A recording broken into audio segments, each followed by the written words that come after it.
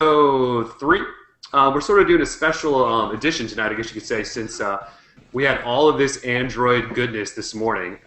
Basically, Google was supposed to have a press event this morning at 10 a.m. Eastern, and as you all know, it was canceled because of Hurricane Sandy. So rather than doing a new event, they decided we're just not going to do an event whatsoever, and we're just going to dump all of this information on the world at basically 9 o'clock Pacific, yeah, we sort of were overwhelmed. It was kind of a crazy morning, so we figured, yeah, let's do a show and talk about it. So anyway, I'm Kellen, your host as usual, and the whole DL team is here. We got Eric, Ron, and Tim. Everybody say hi. Hello. Hey. Hello, hello, hello. All right, so yeah, again, we kind of have a lot to talk about. So we're not going to do, first of all, notice, we're not going to do a show on Wednesday. It's Halloween and the Blazers' first home game. And other than that, we just have some things going on. So this is our show for the week, so hopefully everyone's joining us. But to get started, let's talk about the biggest thing which sort of impacts the most people, and that's Android 4.2. So the announcement came for 4.2 along with the Nexus 4, Nexus 10, and all of that good stuff. But, I mean, 4.2, since not everyone's going to be able to buy a Nexus 4 and all this other good stuff, they're probably going to be looking, when are we going to get 4.2? So let's sort of talk about it. As far as an overview goes, there's actually a lot more features, I think, than most of us were expecting. So I'll just kind of run down some of the list. I think the big one is probably Photosphere, which sort of takes panorama modes and just blows it up and makes it sort of this 360 sort of beautiful photography experience, I guess you want to say. We got a new keyboard with gesture typing, which apparently is not swipe, or it's just way the hell smarter than swipe. Then we have so I'm looking at the list from Android 4.2, and it says one tablet, many users, which means we have multi-user support for tablets only, which we'll talk about in a second. Obviously, we still got Android Beam on there. We also have Miracast, which is basically, as far as I understand it, you have like an HDMI dongle hooks to your TV. Now you have Miracast, so you can mirror whatever's on your device to an HDMI TV. We have this thing called Daydream, which basically you can set your phone up to a dock, and it shows you stocks or photos or whatever you want. We got new notifications or better notifications, including a quick settings toggle. We got new Google Now stuff. Obviously, Project Butter's still there, and yeah, I mean, it's sort of an extensive list. And whenever we get a new version of Android, it never seems to be exactly what's on the list. Like, there's almost always some secrets in there. There's some hidden stuff that we don't necessarily get unless we've actually, had our hands on it, which none of us have yet. So, with that said, I just want to kind of go around to each of you and just sort of throw out your initial thoughts on Android 4.2. Like, just give me like your top feature, what you're most looking forward to about it, and I'll just start with Tim. Well, favorite feature right off is I'm glad they didn't really actually rename it. They decided just to stick the Jelly Bean. There was nothing too major to kind of signify like a name change or anything like that. So I was happy about that. But as for features, out of like the long list, I would probably say the quick settings is something that I really look forward to, because now I don't have to like get a custom ROM to where I can have a pull down and get my system settings in there. So I'm really excited about that. Hating on the custom ROM. Well, I was not hating at all. I was just saying, like, it's going to be nice not to have to flash AOKP to get some toggles up in here. Yeah, no, I really like that, especially that like two-finger swipe down that Hugo Barra showed in that video today. I mean, you can do that was so dope. Yeah, you can do the pull down and toggle between, but when he was like, unless you want to do it faster, I'll swap. Unless you want to be cool about it. Yeah, and it was pretty cool. So I don't know, Ron, what do you think? What stuck out today from Android 4.2? I think the big thing for me was actually the camera stuff that they have. Not only the giant, like, crazy, what is that called, Street View looking thing, which looks awesome, and also will destroy any 8 gig Nexus 4 with probably like 3 pictures. But just like because they obviously they improved the camera app a lot in Android 4, but it was still kind of, I don't know, it looked really cluttered. So where they have the hidden gesture stuff, that's awesome. Just you have the clear shot of everything else like that. There have been some skins that have had a lighter thing kind of like that, but nothing, as far as I know, gesture-wise like that. So I thought that looks really good. It's got the HDR in there and everything else like that. So that's the stuff that I'm most excited about. Yeah, that camera stuff's going to be, I think, a lot of fun. I've been complaining about the stock Android camera software for like 6 months, so I'm so glad to see Oh, that yeah. revisit. It's been horrible for forever. Yeah, yeah. We'll talk more about it in a second. But Eric, what do you got? What was your 4.2 standout? I am a big fan and user of Google Now, and I was really, really excited to hear all of the things that they've got coming. That Gmail reading thing, oh my God, that is awesome. Mm-hmm. Everything that I order comes through Amazon, comes right through my Gmail, and Google Now is just going to let me know, when it's shipping, and I'm really excited. I can't wait to use. Well, I mean, it's already there. We got the update today, but I haven't yet put it into practice in everyday life. But I'm excited for that.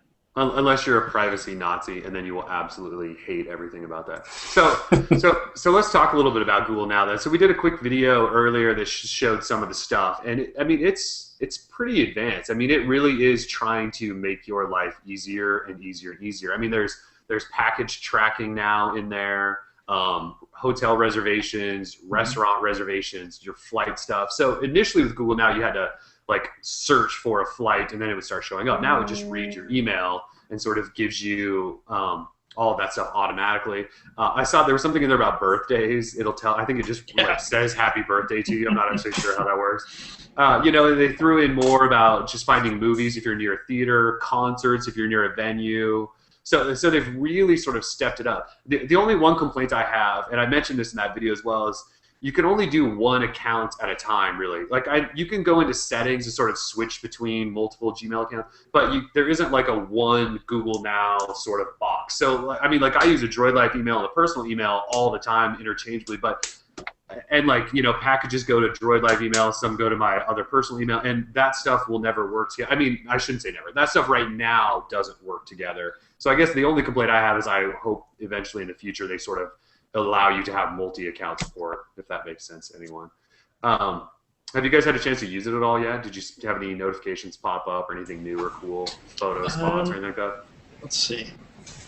Not that I can think of today. I haven't had anything yet. Yeah, Ron, you don't have a Jelly Bean phone? Not right now, no.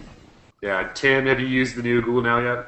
Yeah, I've used it, but I haven't noticed anything, any of the new features at all yet. Yeah, I mean, it's one of those things where you want to use it and you want to go, look how cool this is, but it's like you have to go buy something, or you have to go stand next to a movie theater or something like that. So right. It's one of those things that over time, they also did throw in some actual action, so you can create a calendar event now. Okay, yeah, good. You can launch an app through it. I did try to like toggle Bluetooth and Wi-Fi, and it told me just right up front. It said, "Sorry, we're not doing system settings yet," or some sort of thing like that. So hopefully that comes in the future, because it would be nice while you're driving or something to just like grab your phone and say turn Bluetooth on or off. So yeah.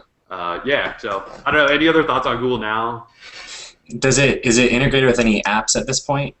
Like because like also the first time I was playing with it, I mean they didn't have a lot of it was still pretty basic. But like if I asked for my calendar information, it didn't pull up anything else. Hopefully it does that now. But does it like work with any apps at all, or is it just all web? So you can say when's my next appointment, and it will show you what your calendar says. So it'll actually that's about the only thing I know of. I mean, you can say create a calendar event this time for this subject. It'll do that, and you can say when's my next appointment, and it'll tell you that too. But I think that's it. They did add in, like, you can say launch Gmail, and it'll open Gmail. I tried launch Granny Smith. This is my weekly Granny Smith plug. I said launch Granny Smith, and it pulled up launch Granny Smith, but it spelled it Granny, and it just went to the web. It couldn't pull it up. So I think it's got a little work to do. So, all right, let's move on to Google Now. The other thing then is, as Ron, you brought up, was the camera. So this photosphere thing, which is, I mean, it really does take panoramas and just go crazy. So I don't know if you guys saw the video for that either. But basically, you start off with a middle picture, you take your first shot, and then you can kind of go in any direction, and you just sort of find the blue ball and center the blue ball, and then it just starts stitching this whole picture together. And they're even doing some sort of sharing thing with Google Maps, I think, so you can like go to like, well, in that video from The Verge, they actually show like a Grand Canyon or something, and so if you go to a location and you want to tag like this giant sphere picture, you could do that through Google Maps and things like that. But otherwise, they added this quick they're like quick settings basically in the camera, so you can long press on the camera screen and toggle flash on off, change to HDR, all that stuff, which I thought was really cool. They basically said like we're trying to take out all of the difficulty in camera software, make it really simple. So that was kind of cool. They showed some good facial recognition stuff, filters. Not sure what else I'm missing there. You guys have any other thoughts on the camera? I really like it. I really like it how when you just pull it up, it's just a blank screen, and then whenever you put your thumb to it, the settings pop up. You know, I thought it always looked kind of weird to have just this row of icons down at the bottom, you know, when what you should be doing is looking through your screen and trying to, you know, see what you're taking a picture of. So I really like what they did with it. Yeah, I do too. And it's one of those things I want to play with because, like, when you usually on a camera software, if you touch it, that's sort of where it focuses. And this you can touch and then select an option. And I'm not sure if, like, once you select that option, if then it focuses, or if you have to retouch to focus again, or if there's an extra step. So I'm sort of interested to play with it. And actually, I have sort of I'm going to try to do a screen share. I have some screenshots from that video that was posted today, just so we can sort of look at. So I think you guys should be able to see that. So here it is. So you can see the quick settings menu up there. There's HDR. You can switch to the front camera. There's the settings. And then there is the icon for the little sphere. So that must be the sphere icon down there, bottom left. And then here it is where it's basically follow the blue dot. Well, there's the first one. And here they are sort of going around. Yeah, this was from that video earlier. And then it renders it. And of course, it looks perfect because it was a promo video. But yeah. I don't know. It looks kind of cool, I thought. So I'm definitely, I think that's, like I said, I've been complaining about the camera software for a while now. So it's definitely good to see. Yeah, any other thoughts on camera stuff? I'm happy. I think it's just like a nice and necessary slap in the face to Apple, basically. I mean, it's like, oh, cool, we got panorama. Well, you know, Google's going to have to one-up you there now and introduce Photosphere. So I think it's great. I'm really excited to use it. So. Yeah, do you know, I was just looking. No, they didn't actually eliminate panorama either. So they still have panorama, and then they also, just added this on top of that. So it is funny that Apple was, you know, bragging up panorama just like a couple weeks ago. Now there's this brand new sort of photo software. All right, so the next thing, well, we can just kind of whip through some of these, but gesture typing was the other big one. And I keep referencing the video from The Verge. So for those in the chat or just watching, so The Verge posted up this video. It was like a 15-minute long video of basically an inside look at the making of the Nexus 4, and Android 4.2, the Nexus 10, and all this stuff. And it was really cool, and it actually showed us. I actually think that once Google sort of canceled their event, they were like, all right, rather than do an event, let's just bring out, you know, a big tech site. So they grabbed The Verge, flew them out, and sort of went through almost what their event was going to be, but just in a more personal setting, which is cool because we still got to see a lot of this stuff demo. But so they did the gesture typing. And I think I have some screenshots of that too. So I'm going to share just again for a second. So yeah, Josh from The Verge goes, oh, like that's just like swipe. And of course Hugo Barra goes, you know, rather than talking about it being like swipe, which is not that interesting, or it was something along those lines. He said it's actually cooler what we've done to make it better is sort of what he was saying. But so you can see in the picture, basically when you swipe a word, it shows it to you as you're swiping it from letter to letter on the screen, which no other keyboard does to my knowledge. And then if you don't like it, it gives you options and it predicts and all that stuff. So it looks really, and here's another look. It just looks really cool. So I don't know, did you guys see the sort of keyboard stuff? Any thoughts on that? I'm really excited for that too. I just wish like I could have it already and not, you know, have to talk about it. Like I wanna play with that stuff. I know. So yeah. So the problem is, none of us have any of this stuff. So we're all looking at it through this one video, and none of us have actually been able to test any of this stuff. And I'm sure we will be able to soon. And so on that note, I should bring up AOSP, since I'm sure a lot of people are wondering when 4.2 is going to hit AOSP. So JBQ, if you guys are familiar with him, he's sort of like the master of AOSP. And he's like out sick or something. He actually went on Google Plus today to tell the world to stop bugging him for an ETA on Android 4.2. So as far as we know, it's not coming in the next couple of days. At least he hasn't made it sound like that. Usually when these come out, they come out close to the device that's launching first with that version of OS. So I would say stick close to November 13th before we're going to see any of this stuff. You know, it could hit AOSP a couple days before, but it's not going to be OTA to even the GSM Galaxy Nexus or the Nexus 7. I wouldn't think before then. So just throwing that out there. All right, so gesture typing. Then there was that Daydream thing, which I think has to do with docking and stuff. We can sort of skip that. There was the quick settings panel, which we sort of touched on. Miracast, which is mirroring, you know, whatever you're doing to a TV or something like that. Yeah, and that's actually interesting because, I mean, obviously it's a hit towards the what is it called, AirPlay on Yep. Apple TV. So, and I guess LG is going to be having that in all of their TVs coming forward into the next year. And apparently there's going to be some sort of equipment that you have to have hooked up to your TV. I don't know if they made it. As far as I know, it's not built. That kind of thing isn't built into any Google TV. So I wonder. We'll have to see if they're gonna. Yeah, as far as I know, it's basically like an HDMI like accessory you hook up to a TV, and then it just gives you sort of AirPlay. At least that's how I understand it. As long as your device is sort of supported. I did want to share. Okay, I'm sharing more screenshots. So if you look at this screenshot, which is actually of the widgets that are now on the lock screen, if you look towards the top, there's actually this little icon that looks like a sharing icon. It looks like a little computer screen with an arrow. So I'm assuming this is. So if you, again, that video from The Verge, Hugo was showing all this stuff, and it was mirrored to sort of a display that everyone was looking at, and he was doing it wirelessly and all that stuff.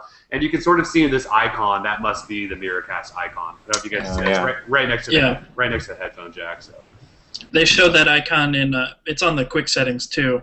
Later on in the video, it's down in the bottom right corner of it. Okay, so I'm assuming that's what that is then. Yeah, one of the other things then was, I guess I could show that screenshot again, was was widgets on the lock screen, which is sort of cool. It sort of defeats security. Like they're showing your inbox here and your calendar and all this stuff, but yeah, you need a pattern unlock. I just laughed at that. I was like, okay, that doesn't make much sense. But you know, if you were just using like a swipe to unlock, that would be fine. But anyway, so it looks like. Here's some of the widgets that they had available. It looks like you can put a clock there, that's sound search, so you could quickly, you know, get a sound or a music or a track that's playing, figure out what it is. Looks like messaging, Gmail account. Those are the only ones. So I don't know if they're going to build in developer support later on or sort of open that up. I would hope so. And yeah, so I thought that was kind of cool. It was definitely a surprise. I don't know that any of us were expecting to see. So do you guys like that? What do you guys think about or lock screen widgets, Eric? I liked them for the most part. I mean, you point out that if you put it on there, you can just read your email, you know, anybody that holds your phone. But that sound screen, or that the sound widget, I will use that a lot. I use Shazam all the time. And usually, you know, if you're trying to find a song off of a commercial or something, by the time you get your phone out, unlock it, start up Shazam and hit the button, you know, it's halfway over. But if you can just access that on the lock screen, that'd be really cool. Yeah, it would be nice. All right, so unless you guys have any other thoughts on that, I want to talk about multi-user. So multi-user support is for tablets only, apparently. Even though we saw, I believe it was that demo video this morning that was posted at like a Euro. It was like a Euro cell phone company or something. It was a demo video, and it showed multi-user support in the phone, but apparently it's not coming. And I don't know if you guys saw, there was a post on, I think TechCrunch posted it up, and one of their writers was sort of throwing out the idea that Nokia patented multi-user support on phones a while ago, and maybe that's why it's only on tablets with Android. So I was a little bit disappointed to see that. I mean, not that I hand my phone. I guess there's another way to look at it too. I don't know that many people hand their phone around to a bunch of different people. Like your phone is your phone, so maybe it's not necessarily needed. And a tablet definitely makes more sense because you definitely have a lot of users, you know, using a tablet. So I don't know, Ron, did you have a chance to look at all that multi-user stuff? Yeah, I think. I mean, the patent thing, I guess, would make some sense. I'm trying to think. I mean, there definitely have been instances where I've been with people where, you know, somebody's phone dies or something, and so they want to use somebody else's phone, and you know, like I definitely don't want to just cavalierly hand my phone over to somebody. So I mean, in those they're rare, but I mean, I've definitely seen them. That just happened to me yesterday, actually. A buddy of mine needed to borrow somebody else's phone to get something done. So I mean, it definitely does happen. So it's a little. I mean, I would think if Nokia has a patent on the phone thing, if they're gonna sue over the tablet thing too. Yeah, I mean, you would think it would be a mobile operating system patent rather than just a phone, but Yeah, because they can definitely argue for prior art or anything else like that. With the way patent lawsuits go, they can kind of do whatever the hell they want. So I don't. That doesn't seem like a legitimate reason. So it could just be that they just never put it in. I mean, that happened. Google does that. So yeah, it does, and you know, it could just be, like I said, people they just assume people aren't going to hand their phone out. I could see it helping families. I mean, there could be families that have a smartphone to give to their kid if they leave the house. Maybe it'd be nice to jump kids between multi-user stuff or something like that. yeah. Yeah.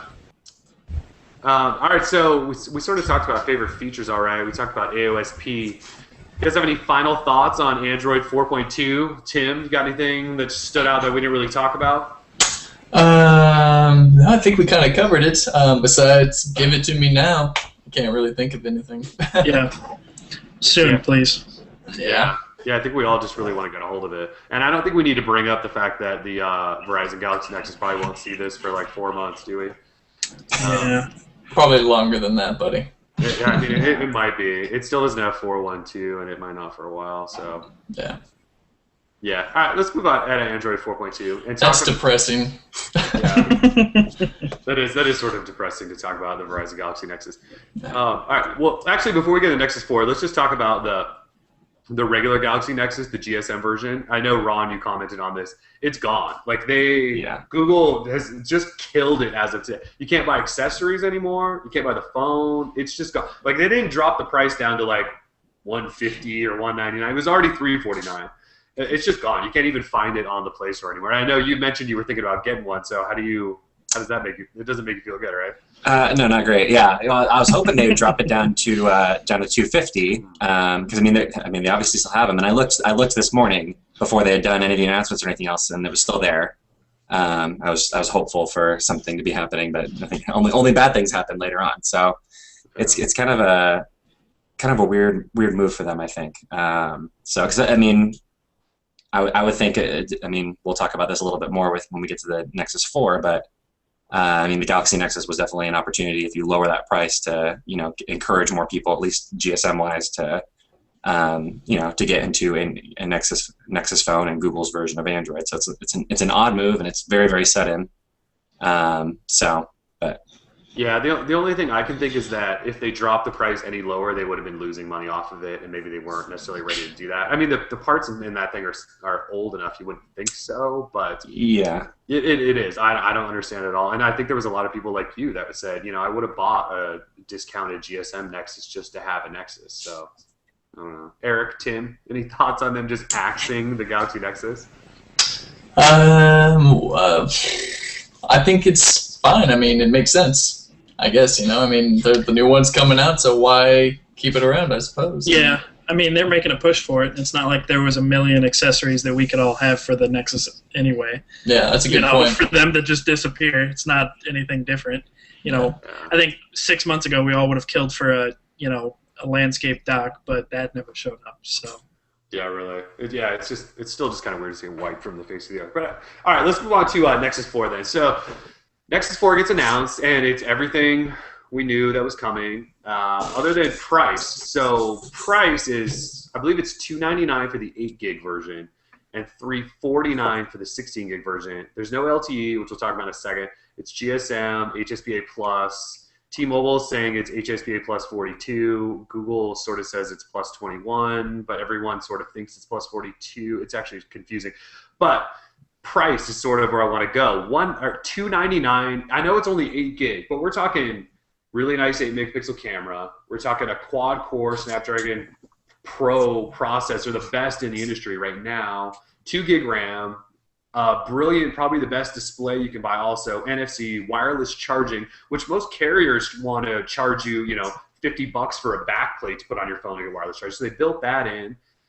I mean, it seems like the ultimate steal to me. Even at $349 for the 16 gig as an unlocked phone. I mean, if you want to buy a Galaxy S3 unlocked, it's like $580 right now or something like that. So is this like the steal of the century, Eric? Is it tempted you, or are you? No, not yet. We talked about this earlier today, and I just cannot get over the fact that as of right now, there's no plans for LTE. I am just so mind-boggled because they hit every other single checkpoint. every one, but I think it's just 2 steps back from where they were, to say, oh, well, our last Nexus, which is supposed to be, the best technology, and that's all The Verge was talking about today. That's all they said in the video, that LG came to us with the best technology, and they just blew us away. And then you don't have LTE. I think it's just a huge mistake. Yeah, and we can actually move the conversation on to the LTE thing. So as you guys know, Andy Rubin, here, let me read his exact quotes here. So Andy Rubin said, "We certainly have a desire to offer devices on every carrier on the planet. The tactical issue is GSM versus LTE. A lot of the networks that have deployed LTE haven't scaled completely yet. They're hybrid networks. They'll do their old thing and they'll do LTE, which means the devices need both radios built into them. For now, we're going to sit back and watch those networks evolve. 2 radios in a device right now certainly raises the cost and diminishes battery life. When we did the Galaxy Nexus with LTE, we had to do just that, and it just wasn't a great user experience. It's possible to do it right, but that's not where we'll put our resources initially. Tactically, we want to make sure the devices are available for every network on the planet." So, reaction. Ron, what's your reaction to that? Well, it's BS. So, I mean, no, I mean, the idea that it would raise the cost, okay, then you raise the price. I mean, so, that's not good enough. I mean, the reality of the situation is that they don't like having to work with all those carriers because, I mean, look at every single Nexus device. They don't get updates on time. Sprints don't. It's a CDMA thing, basically, because they can just push those on GSM. They don't have to worry about the drivers and testing as much. So then, don't you think it's a good idea that they're saying we don't want to deal with carriers? I think it's good. I think. What does Verizon care? They can't get a Galaxy, or they can't get a, what is it called, Nexus 4? Yeah, well, if Verizon actually cared to update the phones on time, then maybe Google would start thinking about it. But I think it's actually. What happened last year? I mean, you had the Galaxy Nexus come out, no ads for it. You had ads for the Resound. You had ads for the first Razr. I mean, they're not pushing it. They don't care. Even Sprint didn't. Sprint got it way later with an updated processor, which barely anybody cared about. But so it's technically a different SKU. I mean, the carriers don't care about these phones. They're not pushing on people. As far as we know, people aren't buying them by the hordes. There were no lines for it. I mean, that's not true. I saw a line. I saw a line. I waited in a line at 7 in the morning with Kellen at the Verizon store in downtown. How many people? Yeah, and it was like 10, 12. Yeah, it wasn't 10? A huge line, but it was still a line. 10 humans. Yeah. I know, yeah. It might not seem much coming from someone with an iPad, but I'm just saying, like, we try. We try. That's the competition, and that's the issue. The cheap iPad, Sean. I guess my thoughts are, it doesn't. So it makes sense. And it doesn't make sense. Yeah, so, it makes sense. It is. Yeah, I mean what he said. Yeah, I mean to keep costs down, you take out an LTE radio. Okay, so you keep costs down, and if you want to make it the most global phone in the history of global phones, if you leave LTE out and just go GSM, I guess that sort of makes sense too. What I don't get, and we sort of talked about this in last week's episode, is what are they trying to do with this phone? Are they trying to mass market it? And I think, Ron, you want to get into this topic sort of later, but if you don't attach it to a carrier and LTE, especially in the US, you're sort of eliminating a pretty big, like I'm looking at the chat right now, and everyone's talking about LTE. And in the comments of the post today, when we wrote this Andy Rubin story, all these people just said, well, I don't really care because it's not coming to Verizon and it doesn't have LTE. So people in the US are still carrier sort of attached, and now they're LTE attached, and rightfully so. It's great technology, but yeah, I get Andy Rubin's point, but I also think it wasn't the greatest move ever. So I don't know. Do you guys have anything else to add? It's a really big topic, and I mean our comment stream today was like 250 comments just on this post alone. So anything else that in favor of Rubin, in favor of LTE? I don't know. Was it Rubin or someone else that they did specify that it wasn't just price that they wanted to keep down, but it was also battery life was a part of it? Oh, yeah. Okay, yeah, exactly. So, I mean, it's... But that's a difficult argument to make. I mean, the iPhone 5 No one's making the argument, Ron. I'm just saying Andy Rubin himself mentioned that battery was being an issue. Like, I'm not, like, arguing. I'm just saying, like, no one's trying to argue the fact that LTE should have been in this device. Like, yeah, we get it. Like, to be even an option to consumers. You might want to have LTE in your phone, but then again, I don't think that they're going to mass market this device to be like to compare to a Droid Razr HD or anything like that. I don't think it's going to be like that. Yeah. It's just with the Nexus brand, you're going up directly against the iPhone. You're going up directly against everybody else's flagship. You know, if you want the Nexus brand to have a good reputation, and they've stated repeatedly that this is their Halo device. You know, we're going to do the best, and we're going to show you how it's done, and everybody else can, you know, kind of base their phones off of this. And to backtrack and not get on LTE is just, I think it's stupid. Apple is going to point to this and just blow it up, especially with the iPhone just come out with LTE. Apple is going to have a field day just laying into Google about, oh, well, their latest flagship doesn't even have LTE. We just did that. You know, it's going to be stupid, but they're going to be right.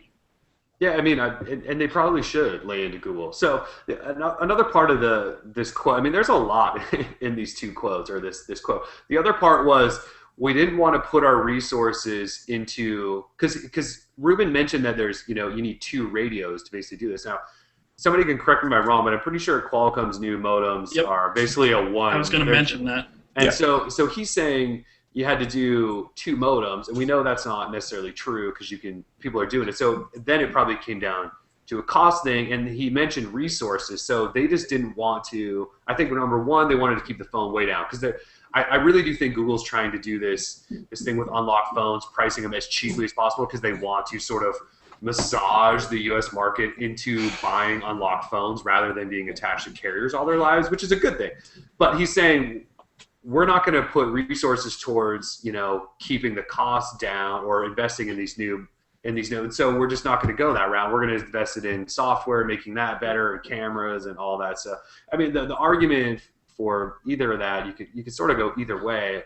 I guess I just feel like we're in LTE world now. That's what's in our face every second of the day, from Verizon, even Sprint, who doesn't really have a network, and obviously Verizon. I mean, that's what's in our face. And Google not having LTE it does. I agree with you, Eric. It seems like we're taking a step backwards. Well, I mean, T-Mobile's Galaxy Note 2 has LTE support, and they don't even have like towers set up. They're not like they're probably half a year away from LTE, and they're already, you know, banking on it.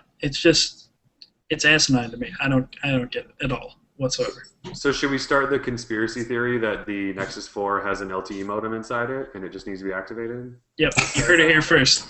Yeah, I would say that. Droid Life exclusive. You heard it here. Yeah, really. You heard it here first. There's a secret LTE modem inside. They did it for the GS3. Why not? They did. All right, well, rather than talking about LTE, which we don't like or not in favor of, what do you guys like about the Nexus 4? Like, what stands out the most, Tim? What's your favorite thing that you saw? I mean, we've seen a lot of it, but like from the announcement today and the really good video and all that stuff. What stands out? I think Ron actually had like a little quote kind of before we started, and he said, "Business in front, party in the back." And it kind of reminds me of, you know, the good old days. But yeah, I agree with that. I think on the front. Did you just admit to having a mullet, by the way? I was gonna say. It's the Nexus 4, the bullet phone. And if you are, you definitely need to give us some pictures. Oh, yeah. I can share it, actually, probably in a little bit. I'll screen share it. Yeah. But so it looks great on the front, nice and plain, just like the Galaxy Nexus, nice and black. It just looks polished. On the back, though, it's got the shine. And all right, I'll admit, like the glitter is kind of wearing off on me. Like it looks kind of cool on the back. So I think design-wise, I'm kind of warming up to it, but I'm still got to get my hands on it. Yeah, Ron, what did you see? What's your favorite part of the Nexus 4? And there's a lot of things I like. I like the being able to shoot, you know, whatever you got on the phone onto a TV. But the big thing for me is actually I really like the wireless charger they got going on, which is it's great in the video. As soon as Matthias pulls it out, Josh laughs. And you know, because it's blatant. It just looks like a Nexus Q with the top of it shaved off the top. So I'm curious if LG designed that or if that was a Google design. But I think that's awesome. I haven't seen anything with the what are they calling the Daydream or whatever. Which yeah. So I haven't seen anything with that. But I mean, I have a pre too, so I loved having that feature where you have the calendar and that kind of thing showing up while it's charging. Just having just little notifications and stuff like that. That's a nice touch, and it looks like a great accessory. So I'm excited about that. Mm-hmm. Yeah, Eric, what were you loving?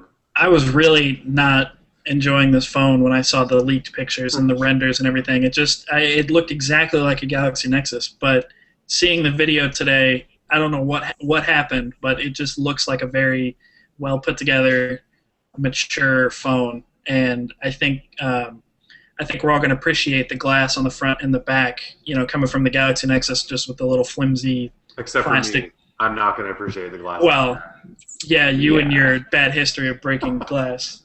But it's going to feel a lot better than the flimsy plastic little back of the Galaxy Nexus. Yeah, I mean, the build of the Optimus G really is nice. And if you watch that video today, Matthias was talking about how the back, I think it's slightly concave on the back, so that when you set it down, it's not just laying on the glass, like you're actually sitting on the frame, which I thought was cool. So that should help protect it. I don't know if the Optimus G was like that. I don't think so. For me, what I really liked was, I would say the wireless charging is a big thing for me. I actually, like 3 weeks ago, bought a wireless charging pad because I was holding out hope that this phone was going to have wireless charging. But now I don't even need the damn thing because I'm going to buy that little puff cube thing because that thing's cool. Right. Even if it looks straight out of WebOS stuff, Palm Land or whatever, that thing looks cool. I'm definitely excited about that. And then the camera, just because I want to see how Google software can do with that camera. Obviously, I like the display on the thing. I don't know, just watching or listening to them talk about the device and what they did to it and the slight tweaks they made to it over the Optimus G definitely got me excited to have it. Can't wait for it to come out. So. All right, which leads us sort of into our poll of the day today, which was, are you buying the Nexus 4? And I just refreshed the poll results a minute ago, and 71% said no. 50% said yes, and 14% are still deciding. So I don't think that's surprising. I mean, our readership majority is Verizon, and they also want LTE, so that's not all that surprising. What about you guys, the three of you? Are you going to fork out $299, $349? Tim, I see a thumbs up. Tim, are you really? Why are you buying it? Because I want it. I think just so I can have it, basically, and just say, yeah, I got it. That way I can, keep up on the development of it and all that stuff. I mean, I just have this thing about Nexus devices. I just gotta have them all. Yeah, because you have had them all, haven't you? Or did you not have the? I didn't have the original. Ooh. But you loved the Nexus S. You were a Nexus S fanboy. That's right. Yeah, I got the Nexus S, fell in love. I even got off Verizon and went on T-Mo. Terrible idea, but just for the Nexus S. Yeah, you did. And as soon as I was glad that Verizon was getting the new Galaxy Nexus, because I was like, oh, thank God, goodbye T-Mo. And so I'm just excited just for a new Nexus device. I think just the name carries weight with me at least, and I think a lot of the Android community. So you slap a Nexus logo on it, and you're good to go. Yeah, it definitely is a better name than Galaxy Nexus. I could not stand that name. Yeah. Well, Samsung had their little part in that, I think. But Nexus 4 is pretty cool, even though it should be Nexus 4.7. But whatever. Yeah. Yeah. I'm worried about they should have rounded Nexus it up 5 now. Exactly. They should have rounded up and just call it the Nexus 5. I think maybe. I mean, are we really gonna have like a 4, 5, 6, 7, 8? I don't know. Or are they gonna do like a 4.2? I wouldn't be surprised. Yeah, well, what's going to happen next year when they have another device if it's the same screen size? The Nexus 4 2. No, if it's 4.7 next year, then they'll just round up and call it the Nexus 5. Oh, there right. you go. Yeah. That works. That works for me. Well, hey, Apple's been getting away with their crazy scheme name for the past couple of years, so whatever. Yeah, you can't figure that out. Ron or Eric, you guys buying this phone? Holding out for a while? Waiting for something else to come carrier? No? Maybe. Yeah, I would have to say maybe. That price is tempting, I'm telling you. It really is. It is. All right, so Ron, I think you wanted to talk about what this device really is. Is it developer? What is it?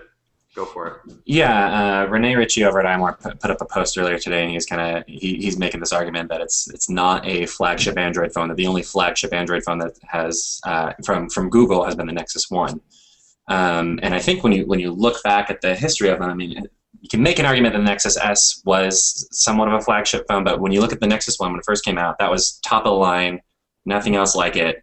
at that point. When you have the Nexus S, it was just a Galaxy S rebranded basically. So we haven't really, for the rebrand, it was the opposite for the Nexus One. It was Nexus One first, and then you had the Incredible. And so every single one since then has just kind of been a redesign or of older stuff. It's not brand new stuff. And for the most part, you can kind of say the same thing about the Nexus 4 as well. It's just basically a redesigned Optimus G. But then you have the lack of LTE and everything else like that. So it's just kind of this question of, is this actually a flagship Android device or is it a developer device? So I don't know what you guys are thinking about that, but as far as I'm concerned, I mean, it looks like a developer device. It's not. They have the T-Mo version, and I'm wondering if T-Mobile's saying it's 42 because they have a special one for T-Mobile to hit that, and if the regular modem in the international variant only does 21, that could be. Yeah. So on that subject for a second, the T-Mo thing. So they've said that it's plus 42, but a while ago there was a Nexus 4 that went through the FCC and it didn't have T-Mo bands in it. So I don't know if there is two variations, or at least it only had one of T-Mo bands, not the second one, which I didn't think was the plus 42. At least I think somebody could obviously correct me on that. So I have this sort of weird feeling that there might be two variations, but there might be. We'll have to see when you can actually buy it. Like if you can buy one that says, T-Mobile or something like that. As far as it being flagship or developer, so I would say kind of both.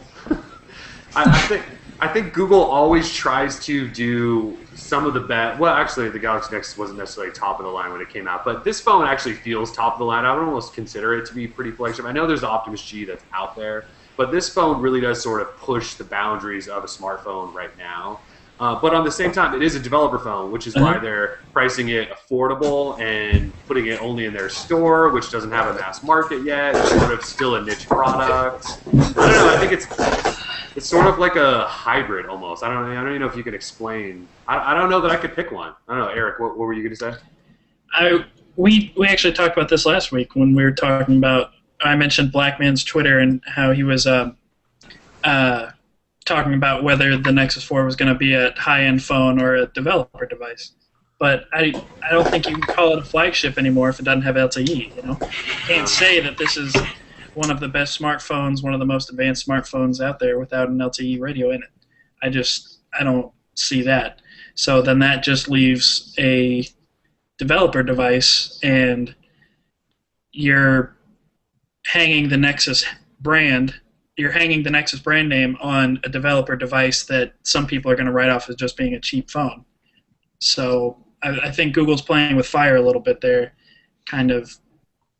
I guess the only thing I would say is if it's a developer phone, that just seems like way too small of a market. Like if you're going to make a developer phone, like sell it on the Google forums or something like that, rather than like throw a big. Well, they were going to throw a big press event to do this big thing. If it's just going to be a developer phone, so I mean maybe.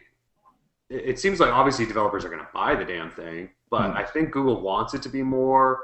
Like I said, I'm still sort of in the back of my mind. I'm rolling with this theory that Google's going to try whatever they can do over the next couple of years to make people realize that they need to get off of carriers and be unlocked month to month, not attached to anything, and buy cheaply unlocked phones like this. And I just think like it's going to take a while to sort of convince everyone to do that, but I sort of think that's what they're doing. So I don't know. Yeah, but that's kind of a difficult thing to. I mean, Verizon has like unlocked plans, but they're not great. So I mean, I don't know. I mean, obviously you can do it on T-Mobile. If it's GSM, you can, which is why they're doing it on GSM, chips. But they're gonna have. I mean, even with AT&T's, their LTE bands are locked. So I don't know how you can. I mean, if they're going to push the cutting edge, I mean, unless the FCC jumps in, which there hasn't been any indication that they're going to. Right. I mean, that could be what they're doing, but then you're limited to 2 carriers, which is kind of a huge problem. And Verizon's they have to keep it open, right? I mean, if you have, isn't that part of C Block? Like they have to. Like if you have a phone that works on their network, on their LTE network, they can't stop you. I think you're right. AT&T can't, but isn't Verizon? No. I read it today in Engadget, and the rules for LTE networks are that you can only have unlocked phones on an LTE network, but the rules are different for a CDMA network. So that's how they're getting around it. Yes. God, I hate CDMA. I really There's do. always a way around anything, man. Yep. Yeah, hopefully. Tim, is it a flagship or a developer phone? It's a hybrid, I think, It's just as you hybrid, mentioned. Without LTE, I don't think they can market it as a flagship. But the developers, I think, will jump right on it because you have that price, and then you already have the newest version of Android to work with and all that stuff. Beautiful screen, like top-of-the-line specs. I mean, that's what developers want. And if you're like me, like I'm kind of like an Android developer where I don't go out into the real world too often. Like I'm on Wi-Fi all the time, so LTE might not be that big of a deal for me. And for Android developers who are just working on the phone at home, you know? So I think, yeah, it's like a little bit of a hybrid. As I'm sitting here thinking about it, as much as we're railing on Verizon, you know, for all of their sins, you know, they're pretty much helping us with our gadget love. You know, they subsidize these $700 devices for us. You know, if it wasn't for them, we would be stuck on one phone for, you know, 4 more years probably, because, you know, $600, $700, you can't go spending that every 2 years. So I think maybe this. I would just say why not. I mean, continue. I'll go on to my rant. I don't. Well, me personally, I couldn't justify buying a phone every 2 years if it was $800. I wouldn't have the money to do so. Yeah, but in theory, the cost. I mean, you make up for that in the cost of your contract. So in theory, the price would go down. That's part of the subsidy model. So that may. I mean, obviously, that if you look at, you know, T-Mobile definitely has better pricing if you're off contract, but I don't think anybody else really does. AT&T isn't great, and Verizon's isn't great.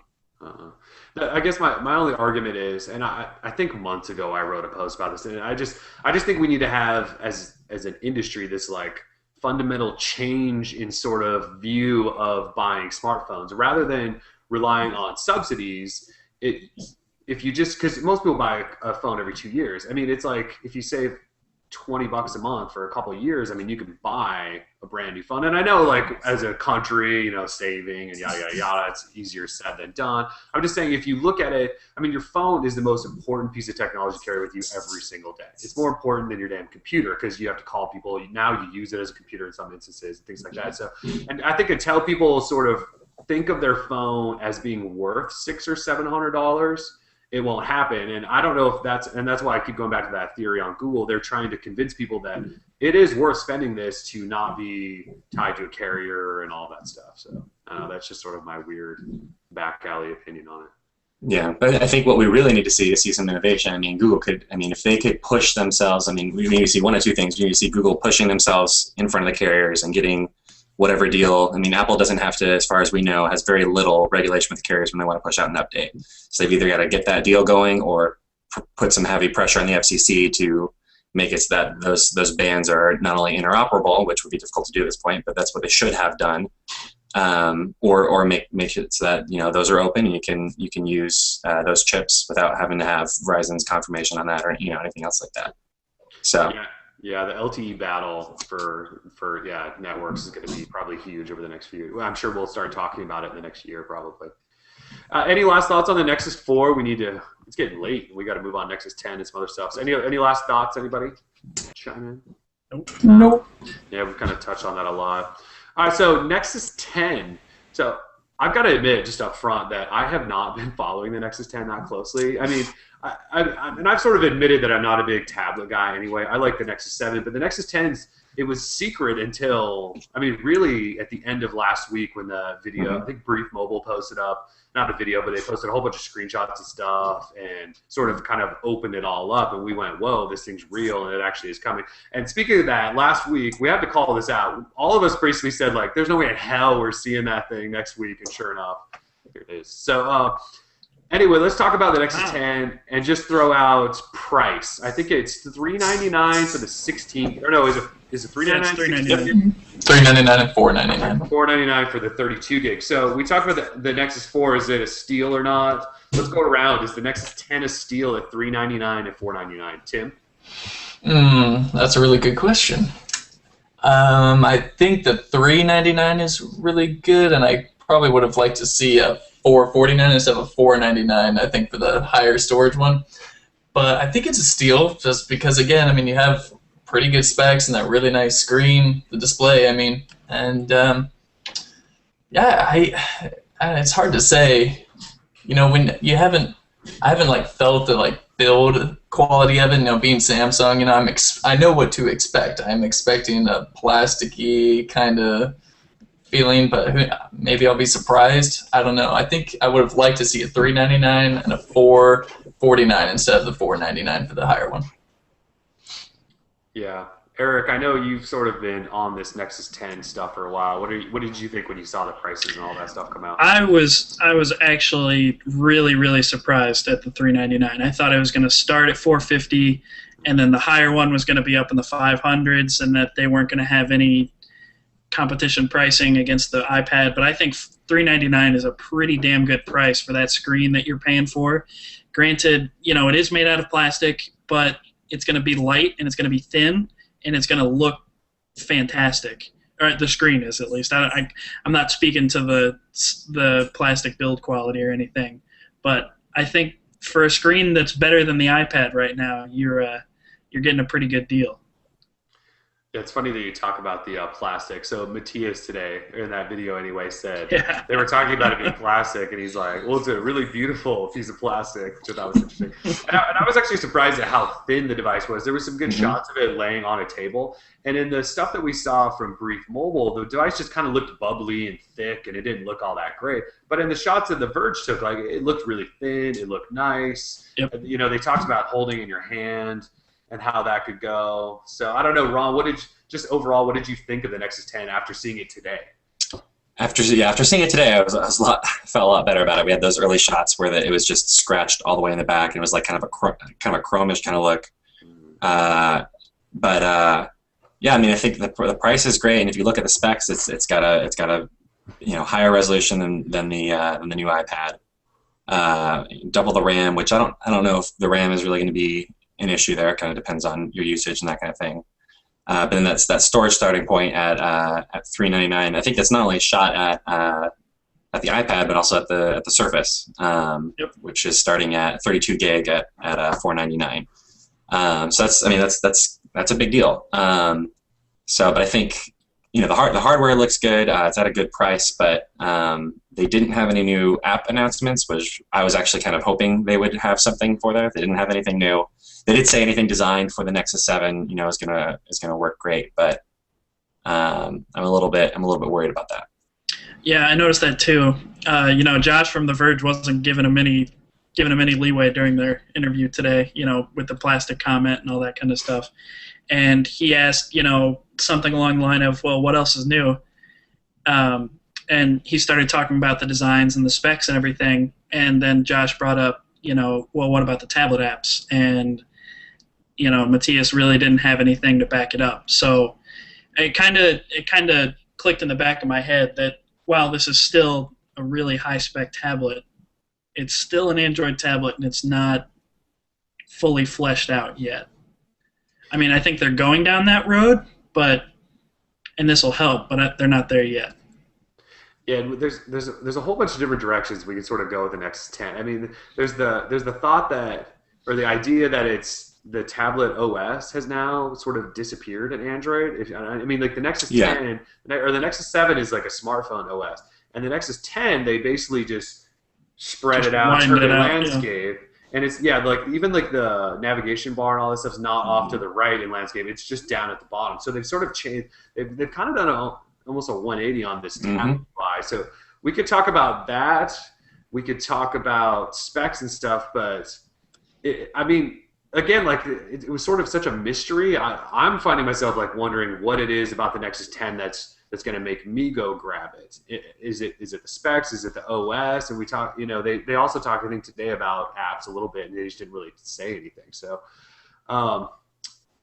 I don't know. What do you guys think? Let's talk about the landscape and the tablet operating system for a second, because I know it's been a hot topic around the industry. Do you guys like what they've done with the Nexus 10? They've made it a landscape device. I mean, even the back logo is landscape. You're supposed to hold in landscape. They took it, spread it out, the OS. I'll say my opinions, but Tim, why don't you go ahead and talk about your thoughts on that whole thing? I think I've been programmed by Google to think to myself, when I'm holding a phone, it's supposed to be in portrait, and when I'm holding a tablet, it should be with 2 hands and horizontal. Like, so I'm so used to playing with the N7 though in a portrait, and I stopped using 10-inch tablets where it might be kind of unusual, you know, holding it horizontal all the time. But did you like it when they had, like, you and I were kind of talking about this the other day. Remember in the tablet UI on like Honeycomb and even Ice Cream Sandwich, it had like that app drawer icon in the top right, and like the navigation keys were sort of all over, and there was a search up in the left, and it was like all spread out. I hated the old tablet UI. I actually liked this one compared to the old one. Do you like this one better or not? I like this one more. Like more how it is now. I like how it's kind of centered around just, you know, what's going on right here. There's nothing over to the sides or anything like that. It's just nice and right there in front of your face. Yeah. I think they're jumping in. They're kind of taking a page out of Apple's book and They are. making it so if you know how to use an Android phone, you know how to use an Android tablet. You know, so there's not a learning curve everywhere. Everything is where you expect it to be. It's not hiding off in a corner somewhere, something hard to find. Yeah, which is huge, and I mean that's something that at least I've been complaining about. I think everybody's been complaining about for a while. You know, having that stuff all over the place. It felt like a desktop operating system, and you don't really want to have that on a tablet. So Microsoft thinks you do though. Well, they don't though, because they have the Metro interface. That's what they want. You know, until you want to use Office, then you know. But I think that's I mean, that's huge. I mean, they draw. You know, they're not doing the time in the side. When we saw those first shots, I was like, that's got to be an early build because they had the time up in the top left. So I was like, I guess, I mean, or they're changing it, which would be great. And so that's what it looks like they're doing. I mean, it looks a lot better. Everything's a lot more unified. Everything's centered. I mean, it looks a lot cleaner, a lot crisper. People are going to know, okay, this is where my apps are. This is where I go. I'm familiar with this. I mean, that is important. Instead of having to hunt over the entire screen, you know, to try and find that stuff. So. Yeah, I really like this version of their new. I'm guessing we're just going to call it. I don't even know if we can call it tablet UI, but I really like it, and I like the fact that the app drawer, like Eric, it was a great point. It's sort of like not that we like talking about Apple and giving them props, but it sort of makes more sense to go from phone to tablet and a really similar UI rather than the broken up thing that they were doing with ICS and Jelly Bean. And with this, like for me, like on the Nexus 7, they gave you more space to put your favorite apps in the bottom tray, but yet the app drawer is in the same spot. You can find it no matter what, you know, angle you're in. And with this new one, while it's a landscape tablet, they just gave you more room on the bottom to put your favorite apps, but the app drawer or the app tray or drawer button is still centered right there. You can find it. The notification panel is in the same spot. Nothing's really changed. It's just a different orientation. So I'm definitely a fan of the new. And everyone in the comments, we'd love for you to weigh in on that too, because we know this has been quite the topic. All right, so Nexus 7 then. Anyone interested? I'd love to know, are any of you going to buy it? We'll start with Tim. Are you going to buy the Nexus 10? Nexus 10? I thought you said the Nexus 7. Yeah. Nexus. Sorry. Nexus. I was like, I wonder if I will buy one. Yeah, I wonder. I got one of those from IO. Yeah, no. Sorry, Nexus 10. Nexus 10? Nope. Probably won't be buying that. Why? Why? Just because it doesn't really interest me. I don't have a need, I think, for a 10-inch device in my life. You're totally taking over the 7-inch device realm. The 7-inch is the perfect size because for gaming, for watching videos.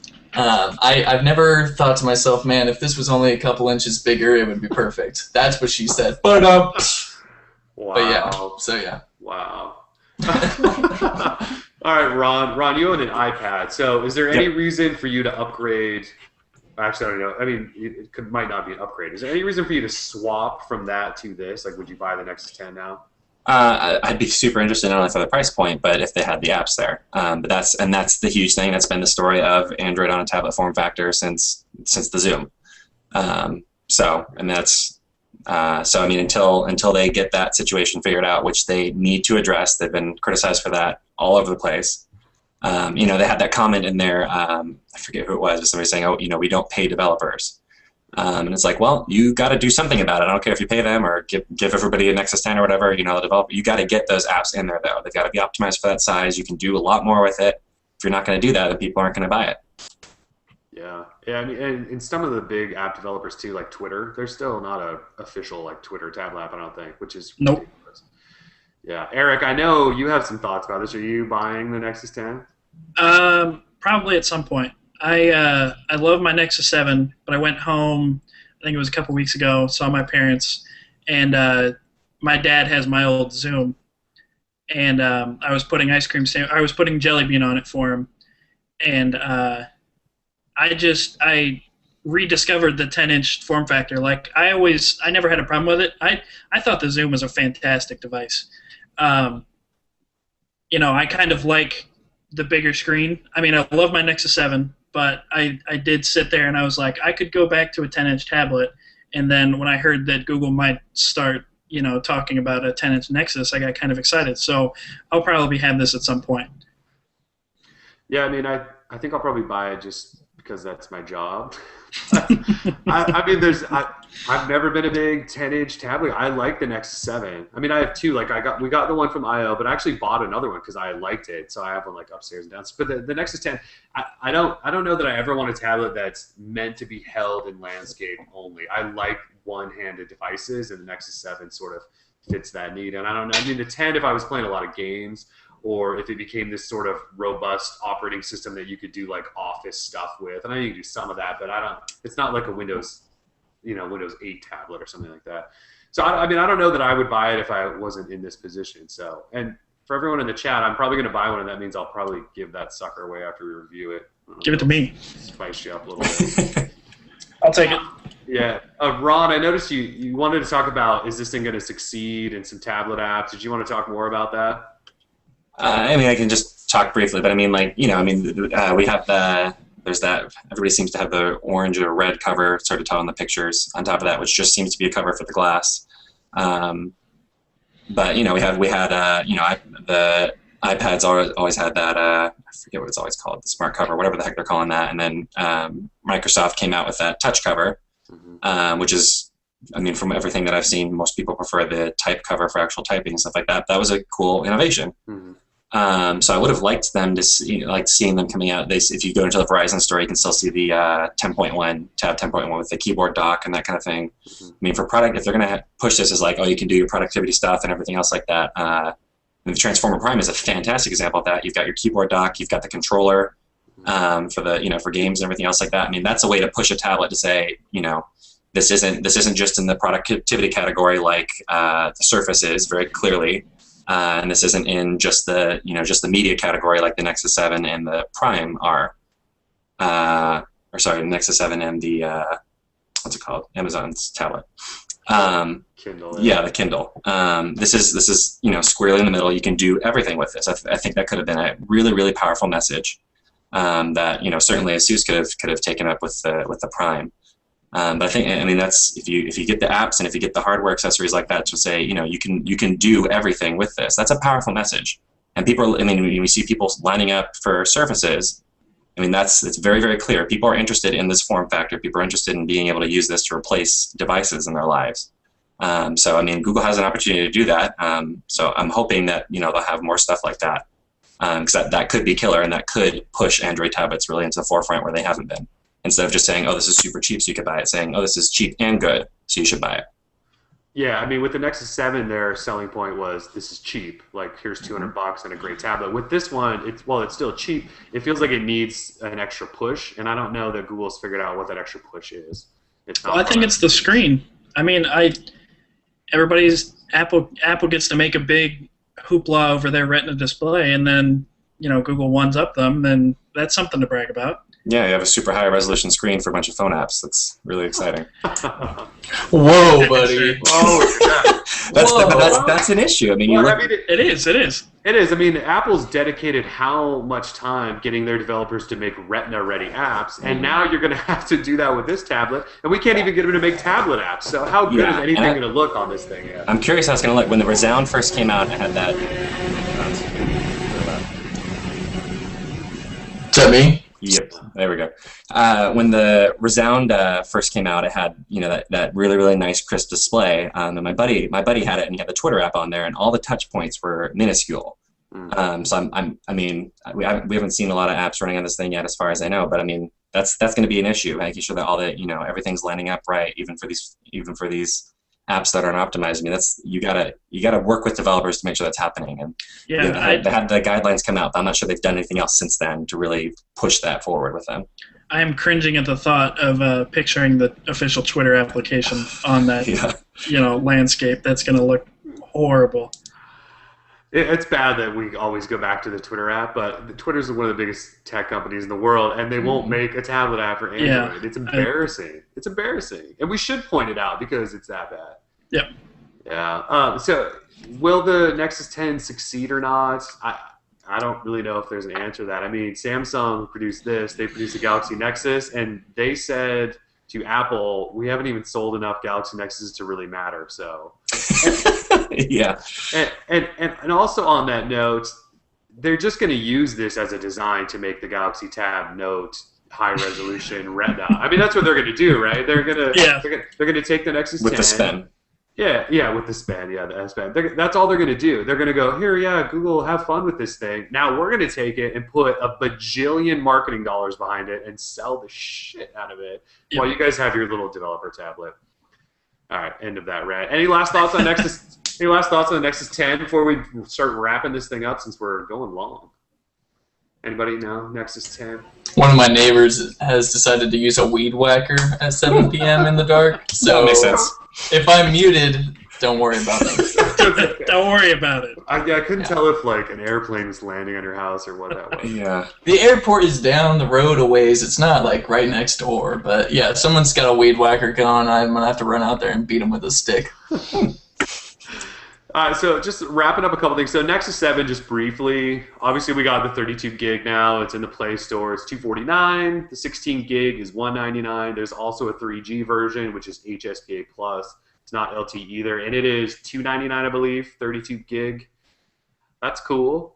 I mean, if I was a bitter man, I'd be a little miffed about my $60 that basically just, went out the window for getting the 16 gig when you can now get it for the 8 gig price. But it's not that big of a deal to me. But I feel like they're going to be getting some backlash over that. Yeah, I mean, we've had a number of people hit us up in our inbox and say that they were able to go exchange their 16 gig and get a 32 gig. So they were the lucky ones. But if somebody purchased it like a month and a half ago, they're probably just screwed. Yeah, but it is the right thing to do. Yes, it is. Long term. They should never have had an 8 gig version. Yep. Right. Yeah, I'm not sure. I can't imagine that component prices dropped that significantly in the last 6 months. Yeah, it shouldn't. No, yeah, and Phil Nickinson had an article up earlier about why you shouldn't buy the 8 gig Nexus 4, and I think the same argument can be made. It's the operating system and everything else takes around 2 gigs. You really only have 6 usable. That's not great. So. Definitely not enough to actually use, especially with your phone. I mean, a tablet's one thing. They didn't put a camera on the Nexus 7. They put a camera in. Ron, you mentioned this earlier. You start taking those sphere photos, and they're all going to be, 2 gigs or so. I don't even know. They're probably not that much, but they're going to be so big. Yeah, you're just going to gobble that space. Yeah, well, they said in the video they're 20 to 30 megs, which that adds up if you're taking a lot of them. Yeah, it does. And they'll say, well, we have instant upload. Sure, you do. Yeah, and lower quality onto Google+. Yeah, exactly. All right, so I wanted to talk quickly about the Nexus Q. So a week or so ago in the Google Play Store, when the new Chromebook came out, they sort of slid it in there and sort of wiped out the Q. It was no longer there. And we just kind of went, oh, no, they're still working on it. Well, today on the Nexus page, actual Google Nexus page, it's just gone. There's no more Nexus Q. And it was there until this morning, and now it's the 10, 7, and the 4. Is the Nexus Q dead? I want predictions right now. Tim, is the Nexus Q ever coming back? 1 sec, let me check for Weed Whacker. Alright. It appears to be gone. Is the Nexus Q dead? I don't want to say yes. I have a feeling that Google will bring it back because there's plenty of people who put the money down already to jump on it. I think all they need to do is just throw in some Google TV features. That can't be that hard for Google to do. I mean, they spent probably a lot of money in design of the hardware and all that. You put so much money into it. Don't just drop it like it's hot. You gotta just savor the flavor. I mean, just give them some time.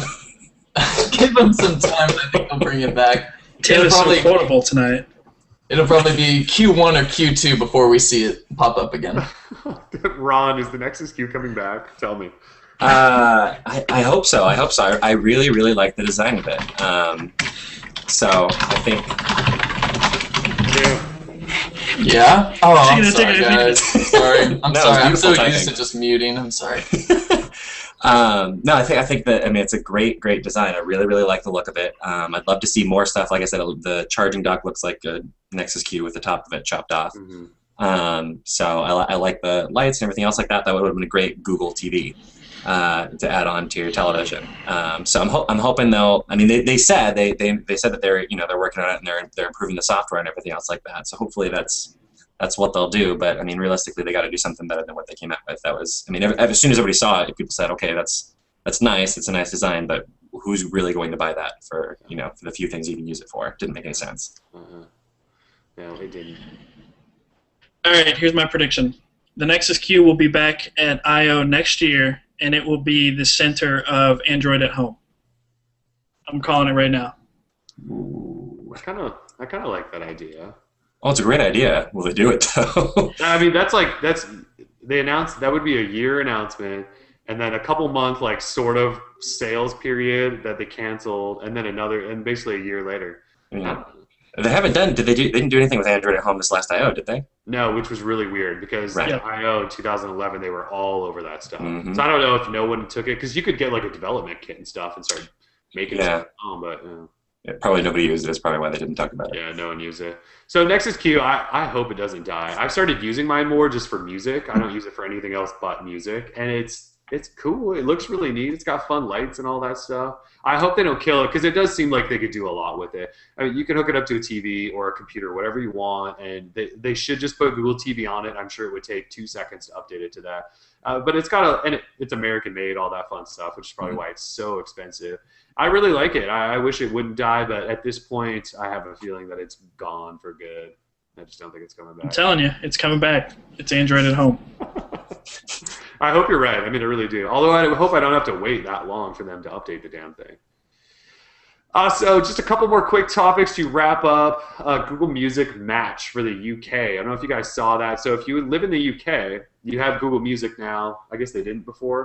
And if you have a whole library of music, Google will just match that sucker. You don't have to upload anything. Your library will just be in the cloud. They'll match it with their really good quality music, yada, yada, yada. It's coming to the US soon, is all they would say. Oh, and on that note, also, we added, was it Time Warner? Is that the other one we were missing? Yeah. Yes. Yeah, so we got the other major music label, so Google Music is officially official at this point. You can get all the music in the world. Other than that, we talked about when other devices are going to get Android 4.2 briefly. It's going to be a while, I would say. Nobody has Jelly Bean yet, folks. So 4.2. I don't think anybody's skipping from Ice Cream Sandwich up to 4.2. I know it's still Jelly Bean, but nobody's had 4.1 yet. So it's probably going to be a little bit before we see that. That's pretty much all I got. What do you guys? Any other last thoughts about anything that we didn't touch on? Anybody?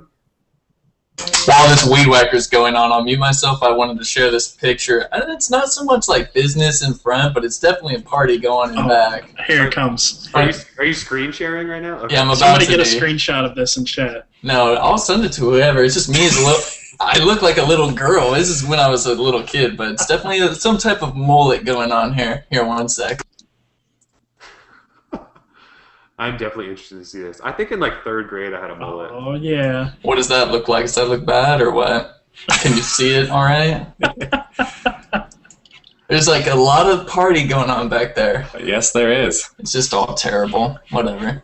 Look how artsy that looks. Is that it's like Instagram when you were 12? Go back to that. I think just all cameras were like that back in the day. I mean, now we want to take this top of the line camera technology and make it look like it's from the 80s and 90s. So.